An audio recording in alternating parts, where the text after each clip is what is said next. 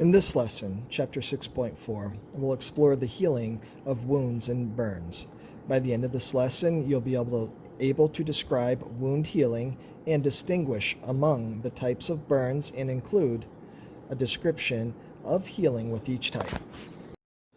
Inflammation is a normal response to injury or stress. Blood vessels in affected tissues dilate and become more permeable, allowing fluids to leak into the damaged tissues. Inflamed skin may become reddened, swollen, warm, and painful to touch. However, the dilated blood vessels provide the tissues with more nutrients and oxygen, which aids healing. The specific events in the healing process depend on the nature and extent of the injury. Cuts. Breaks in the skin must heal to prevent infection and loss of blood. If a break in the skin is shallow, epithelial cells of the epidermis along its margin are stimulated to divide more rapidly than usual. The newly formed cells fill the gap. If an injury extends into the dermis or subcutaneous layer, blood vessels break, and the released blood forms a clot in the wound. A clot consists mainly of fibrous protein, or fibrin, that forms from another protein in the plasma, blood cells, and platelets trapped in the protein fibers. Tissue fluids seep into the area and dry. The blood clot and the dried tissue forms a scab that covers and protects the underlying tissues. Epithelial cells proliferate beneath the scab, bridging the wound. Before long, fibroblasts migrate into the injured region and begin secreting collagen fibers that bind the edges of the wound.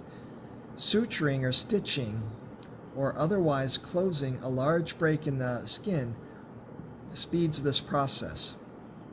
In addition, the connective tissue matrix releases growth factors that stimulate certain cells to divide and regenerate the damaged tissue. As healing continues, blood vessels extend beneath the scab. Phagocytic cells remove dead cells and other debris. Eventually, the damaged tissues are replaced and the scab sloughs off. In some cases, extensive production of collagen fibers may form an elevation above the normal epidermal surface called a scar. In large open wounds, healing may be accomplished by formation of small rounded masses called granulations that develop in the exposed tissues. A granulation consists of a new branch of a blood vessel and a cluster of collagen-secreting fibroblasts that the vessel nourishes. In time, some of the blood vessels are resorbed and the fibroblasts move away, leaving a scar largely composed of collagen fibers. Burns. Burns are classified by the extent of tissue damage. Slightly burned skin, such as from a minor sunburn, becomes inflamed, warming, and reddening as dermal blood vessels dilate. Mild edema may swell the exposed tender skin, and a few days later, the surface layer of skin may peel. Any burn injuring only the epidermis is a superficial, partial thickness, first-degree burn. Healing usually takes a few days to 2 weeks with no scarring. A burn that destroys some epidermis as well as some underlying dermis is a deep partial thickness or second-degree burn. Fluid escapes from the damaged dermal capillaries, accumulating beneath the outer layer of the epidermal cells, forming blisters. The injured region becomes moist and firm and may vary in color from dark red to waxy white. Such a burn most commonly occurs as a result of exposure to hot objects, hot liquids, flames, or burning clothing. The extent of healing of a deep, partial thickness burn depends upon stem cells that are associated with accessory structures of the skin. These structures include hair follicles, sweat glands, and sebaceous glands. They survive the injury because although they are derived from epidermis, they extend into the dermis.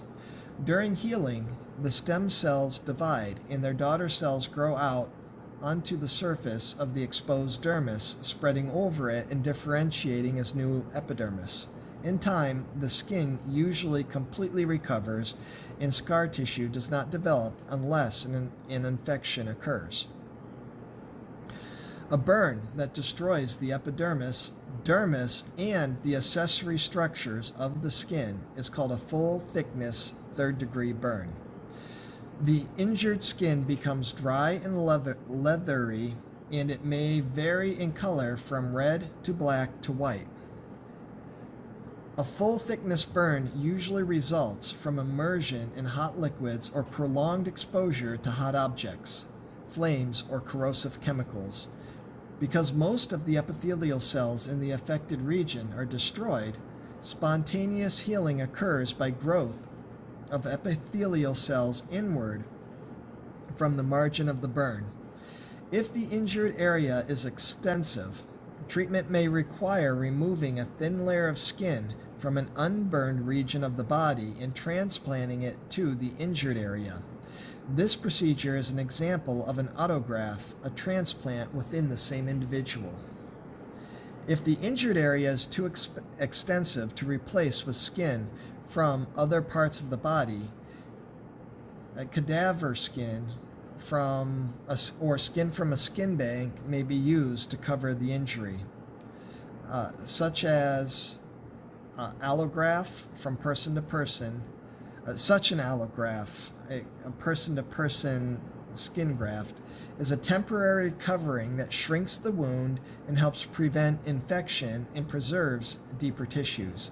In time, after healing begins, an autograft may replace the temporary covering as skin becomes available from the healed areas. Skin grafts can leave extensive scars. Various skin substitutes may also be used to cover the injured area. Artificial skin typically consists of a collagen framework seeded with the patient's own skin cells. The treatment of a burn patient requires estimating the extent of the body's affected surface. Physicians use the rule of nines, subdividing the skin's surface into regions, each accounting